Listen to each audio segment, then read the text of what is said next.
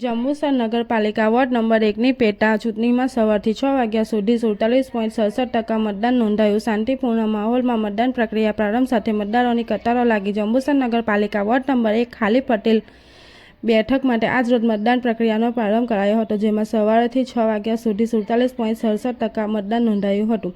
હાલ શાંતિપૂર્ણ માહોલમાં મતદાન કરાયું। જંબુસર નગરપાલિકા વોર્ડ નંબર 1 મહિલા સદસ્ય લખીબેન અરવિંદભાઈ વાઘેલાનું નિધન થતાં ખાલી પડેલ બેઠકમાં બાકી રહેલ મુદ્દતની પેટા ચૂંટણી યોજાઈ છે, જેમાં ભાજપમાંથી અમીષાબેન કરણ વાઘેલા, કોંગ્રેસ પક્ષમાંથી વનિતાબેન નૈનેશભાઈ જાદવ અને આપ પાર્ટીમાંથી કિરણબેન યોગેશ કુમાર માછી ઉમેદવાર પોતાની ઉમેદવારી નોંધાવતા ત્રિપાંખીયો જંગ ખેલ્યા છે। આજ રોજ સવારે 7 વાગે મતદાન પ્રક્રિયાનો પ્રારંભ 4 બૂથમાં કરાયો હતો, જેમાં સ્ત્રી અને પુરુષ મતદારો પોતાના મત અધિકારનો ઉપયોગ કર્યો હતો અને ઉમેદવારો પોતાના મત અધિકારનો ઉપયોગ કરતા છે।